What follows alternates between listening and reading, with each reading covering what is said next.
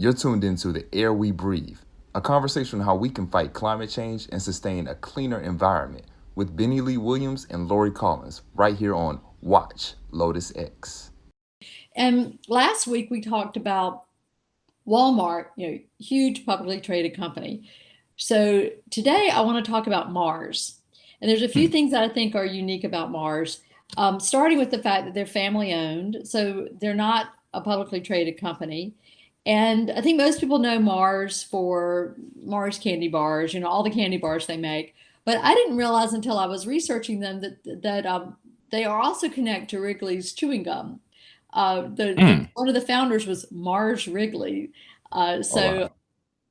chewing gum, and then they also make a lot of pet food. So Eames pet food, or maybe it's pronounced Iams. So the connection to North Carolina, which is where I've met some of these folks, is that one of their processing plants for their pet food is in North Carolina. So they Hmm. have a direct interest and have been involved in some meetings here. But they're obviously a very global company, and that'll come out as we're kind of talking through a few things. So and they've actually also been around for over 100 years. Oh, I wow. think the first candy bar was created in 1891, something like that. Sheesh. So I think that's also something interesting about Mars is that the way they run the business has worked. They are the ultimate sustainable business. They've been around for over 100 years. Hmm. And so I like looking at what types of things are driving them. Right. When it comes to sustainability, I always want to understand what are the motivations. And with a big company like Walmart, I mean, of course, cost is always a motivation, but investor owned publicly traded companies also have pressure from investors. I mean, there's a lot Hmm. more. This is what we've been talking about with investors want companies to disclose their climate risk and opportunities. Um, investors want to know, what types of strategies they have to address these. Right. But so here's Mars. They don't have that pressure. That's not an element for them of what's driving their motivation or driving their climate strategy. It's it's really from the conversations I've had with folks from Mars, it's very much driven by family values.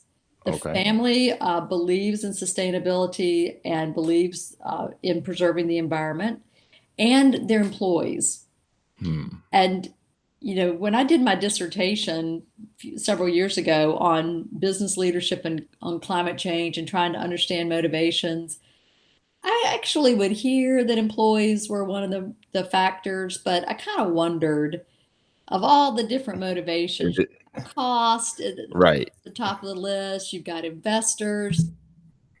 I was a little skeptical that employees drove these very ambitious goals, but now I've been in meetings where I've heard people put that at the top of the list. Hmm. I think Mars is probably a good example because they don't have the investor pressure around disclosing climate risk, and plus the investors don't know what their revenues and profits are because they're privately owned by the family. Uh, Hmm. Interesting. so I wanted to touch on that around what are their motivations. Okay. So next, I'm going to kind of get into some of the things that Mars is doing, and I would say there's three themes in understanding Mars climate strategy and Okay. sustainability. One is that they're very data driven. And second, they have the vision and the BHAG that we talked about last time. The BHAG is a big, hairy, audacious goal. Right. And we know that those big goals, those big, audacious goals, are what help motivate people to push a little harder or to think differently about achieving big goals. So you can say, well, we're going to improve our energy efficiency 10%. Okay, we'll do it. That's not going to like inspire people, but you put a big, hairy, audacious goal out there, and it Right. helps get your employees on board, your supply chain, and all the folks downstream that work with you. And then the third theme is how Mars is using their influence beyond their own footprint. They're really taking initiative to be a leader. And my guess is that is driven by their family The values. And I don't values, mean right? values around family. I mean the values of the Mars family gives them that motivation to do more than Hmm. just worry about their own business. So those are three themes around the Mars. Those are three themes that I see Okay. around Mars strategy. So I'm just going to go through some of the goals and their vision and where I see them taking more influence than or using their influence for good.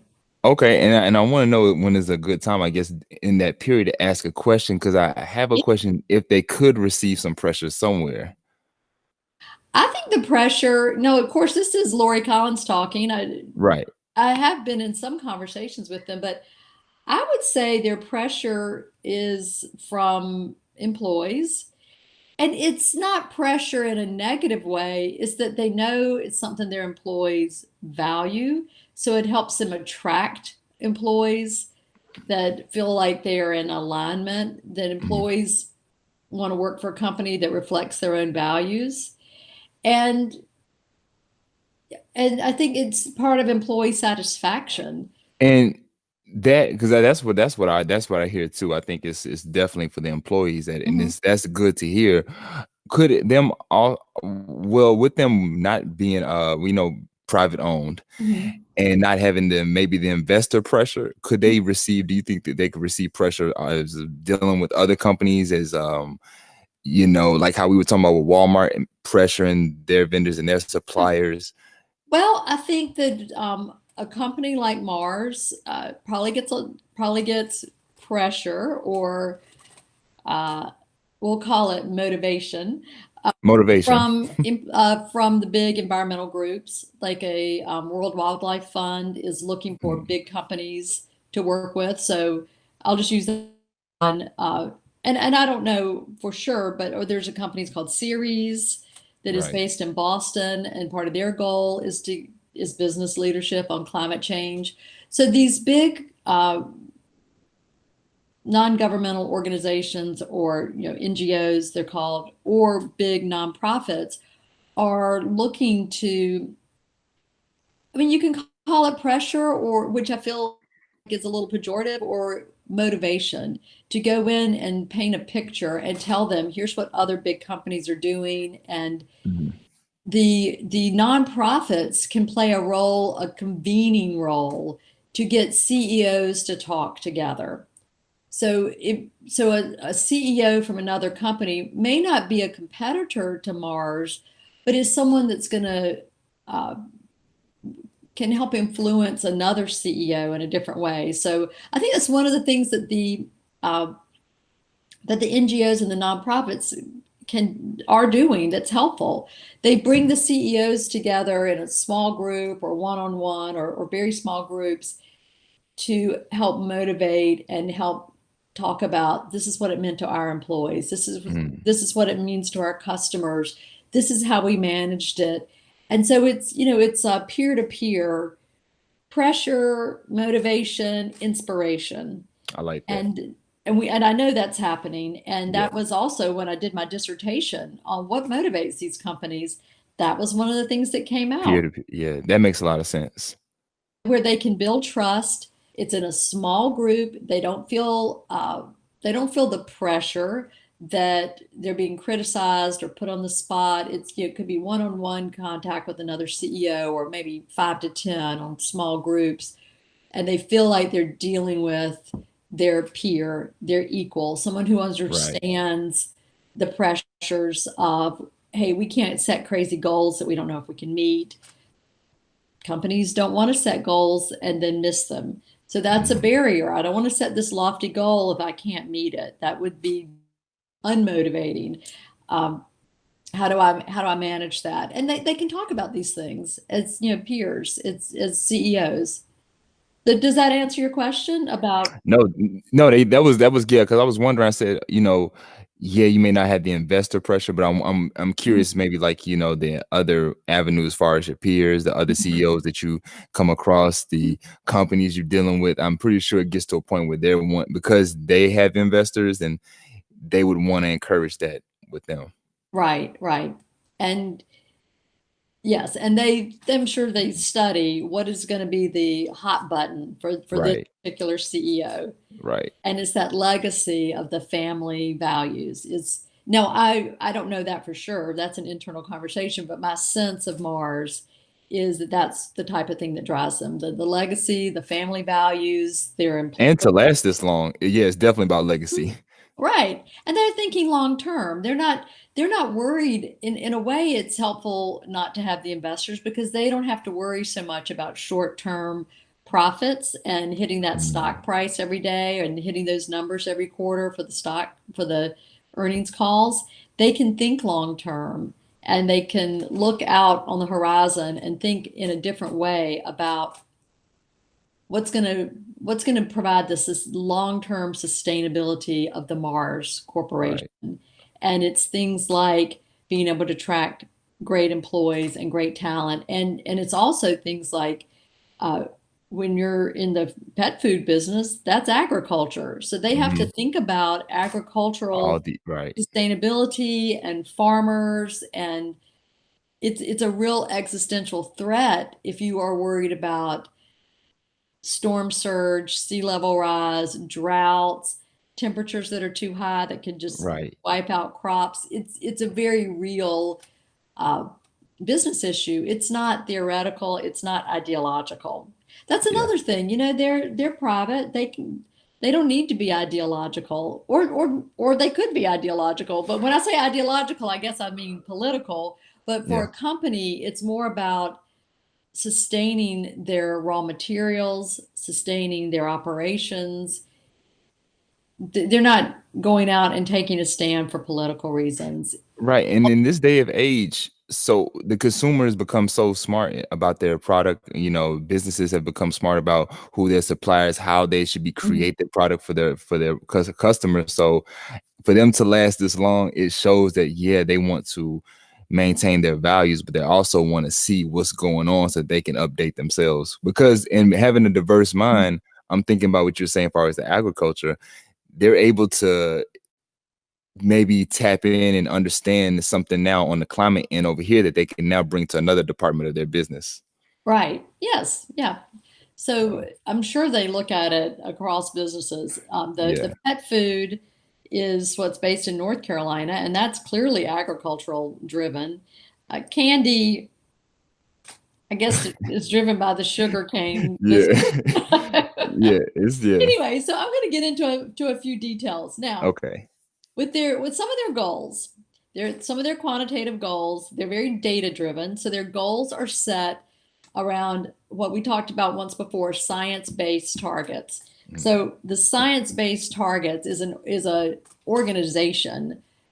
Science-based targets is an official term and organization of nonprofits that are looking at a company's goals and determining for that particular company within their goals, are they tied to the Paris Agreement? Are they tied mm, to maintaining a cap of 2% degrees increase in the global climate?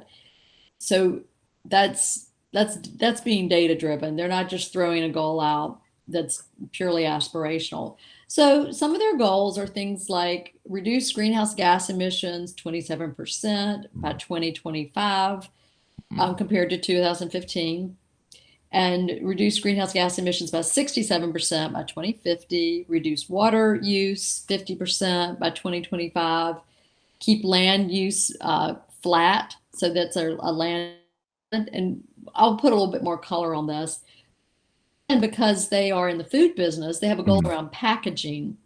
mm. With packaging, their goal is to develop better packaging, more eco-friendly packaging that is reusable, recyclable, or compostable.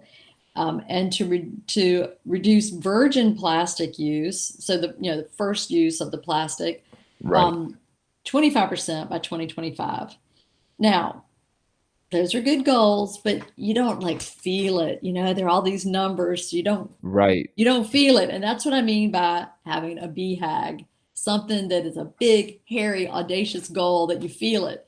And so very nice that they have all these quantitative goals. Check, check, check. But let's talk about some of their big, more inspiring goals that Right. tie back to. So one is sustainable in a generation. And a generation, so that's why a lot of goals are hitting 2025. Because 2050, a lot of people have a hard time relating to that. If you want a Okay. huge goal, sometimes you have to set it for 2050 because you can't do some of these things in 5 years, but they also have a plan around sustainable in a generation. We don't want to Hmm. wait 30, 50 years. And that's one of their rallying cries, and they put $1 billion investment into this idea of sustainable in a generation.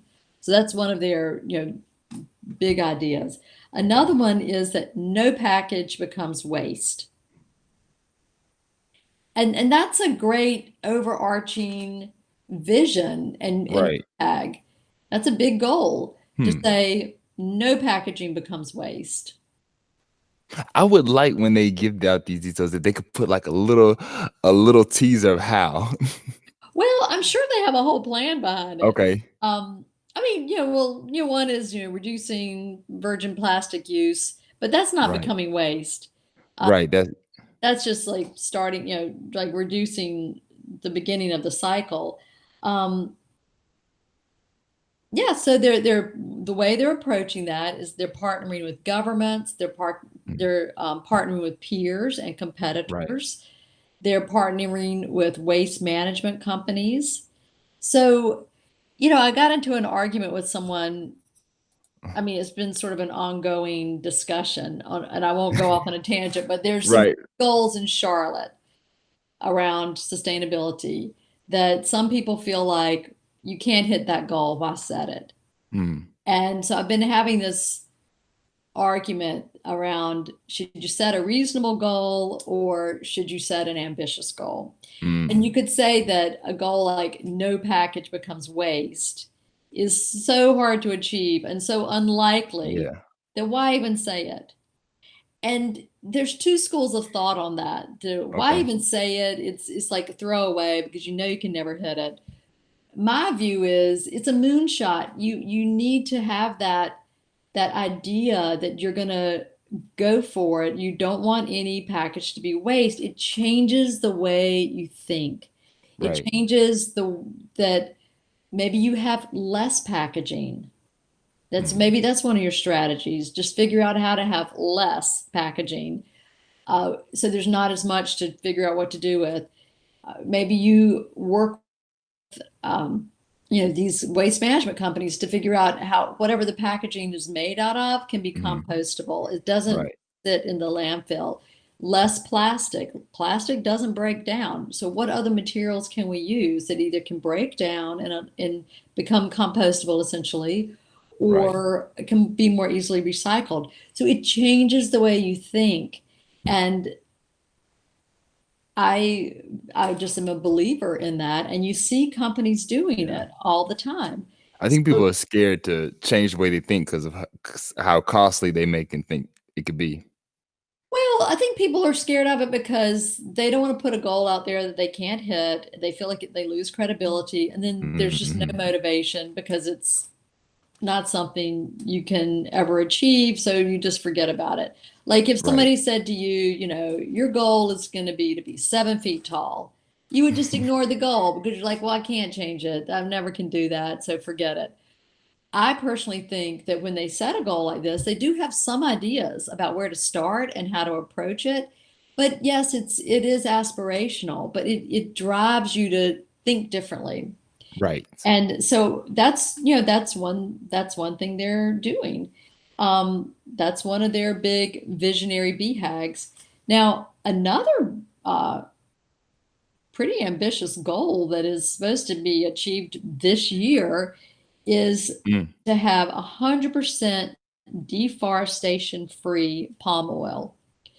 So mm, let me phrase that a little bit differently, that all the palm oil they use they will be able to certify that it did not create any deforestation. So they Wow. phrase it as 100% deforestation free. You could phrase it as 0% deforestation. It seems almost easier to say than 100% deforestation free, but Right. that goal was set in 2019 and they want it done by year end 2020. Okay. So in that case, they must have felt like they were pretty far down the road with that, or they must have felt like they had some pretty Yeah, they had some good. already head start on that. Yeah, I mean, it sounds Yeah. like a great goal though. I mean, because Yes. of, No, all that's their, terrific. all their packaging. You think about, if you're buying pet food, the bag may be paper based, Hmm. and they want to know that that paper isn't contributing to deforestation. And so Yes. again, they don't set a goal that says we want to reduce it 20%, we want to reduce it 10%. That feels very operational and it's good to be reducing, but it doesn't inspire in the same Mm. way and it doesn't make you think differently. So those are three visionary goals that Mars has set: sustainable in a generation, Right. no package becomes waste, and 100% deforestation free palm oil by 2020, year end 2020. That one's got a Yeah. target date. The other ones, I'm looking at this one like I want to watch this one, that last one. Yeah. yeah, we'll have to circle That's back. good. That's amazing. That's amazing to hear. Yeah. So, those are ambitious and aspirational. Hmm. The last thing I want to talk about, is their influence, how they're using their influence as a big company and as a leader in sustainability. One is they are rethinking where and how they buy their raw materials.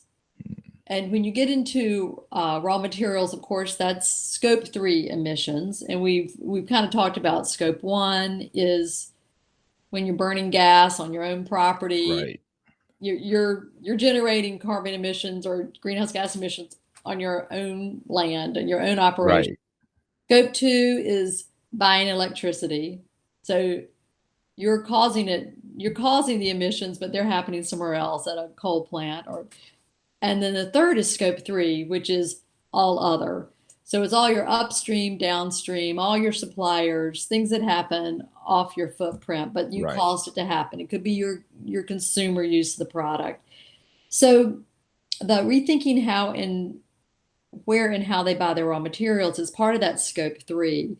And they've committed to reducing their scope 3 emissions because they have science-based targets. And science-based targets include all your emissions, including scope Mm. 3. So all these numbers I read out earlier, reducing greenhouse gas emissions 27%, that includes your scope 3. Mm. So it actually is a very ambitious goal because it is taking on all their suppliers, and they're using their influence. So they have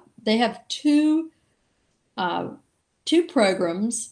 One is what they call the Palm Positive Plan, all Okay. about palm oil.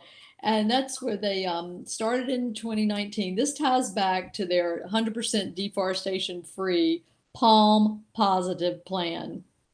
And it's, reducing by half deforestation in their supply chains. And so they have to get all these other farmers on board. So they have a Pledge for the Planet uh, program. So they go out to all these smallholder farmers and encourage them to make the same pledge, which is Nice. probably pretty tough because if you think these small farmers, they're just trying to survive most of the time. Yeah. And to try to think about reducing emissions and reducing deforestation is probably a challenge because they're just trying to survive. But I guess when a big customer like Mars comes along and you're farming and you're selling your produce to Mars and they start drip, drip, drip. Hey, this is important. This is really important, like really, really Mm. important. And you're competing. I don't know how heavy-handed Mars is with that, but the farmers probably realize, okay, there's a lot of farmers out there, and I'm going to lose this customer if I don't figure out how to get on board with this pledge. Yeah. And Yeah. so I'm sure that they're not, using a hammer, but it's a huge way for Mhm. a company like Mars to have influence all over the world. Yes. They have suppliers that they're getting their raw materials from all over the world. And Mm. that's another way we talked about a company having global influence and US companies having global influence. So whether or not the US government has signed up for various pledges, US companies are taking on these pledges that are the equivalent of signing an agreement, and then Mhm. they're using their global influence to get other companies on board. So I would say it's more of a carrot than a stick, is what I imagine. But there's a little bit of a stick back there because, these Right. farmers don't want to lose a big customer like Mars. Definitely. So in the back of their mind, even if Mars is nice about it, they're like, okay, this is one of my biggest customers. I got to figure it out. Yeah. Yeah. They have to, and hopefully there are ways that they can help them assist, and Oh, of course. yeah. I'm sure they share best practices and I'm sure they're assisting, but they've got to get the farmer to take the pledge. Yeah, Then they'll get definitely. in there and work with them and help them figure Okay. it out. And I'm sure they explain all that before they just expect them to make the pledge. Yeah. Definitely, definitely, definitely. I liked I'm really enjoying these case studies because as we've gone through kind of the foundation Hmm. of climate change, climate action, what companies can do about it, what investors can do about it. Now we're actually getting real stories and you're actually seeing how things can stick together and what it really means to be active and kind of set goals and manage it at the same time. Right. And it's a candy company, candy and pet food. Right. A It lot of times matters. when I'm talking about It climate matters. strategy, people assume that I'm talking about oil companies or Right. utilities. And I want to help bring to light that it's all kinds of companies. It's Walmart, Right. it's Mars Candy Bars. And these are big companies that can have a lot of influence. And Yes. they're not taking these actions because the government's told them to. So yes, it would be great to have more supportive government policies that were driving certain actions, but there's a lot that is happening even without that. And Mm. I think that's a big source of optimism.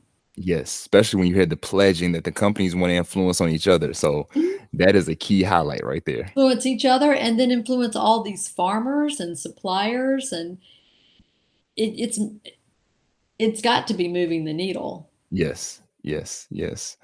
Well, I'm excited to see what case study you can bring next. So these are the I like this. I like this. There's a lot out there.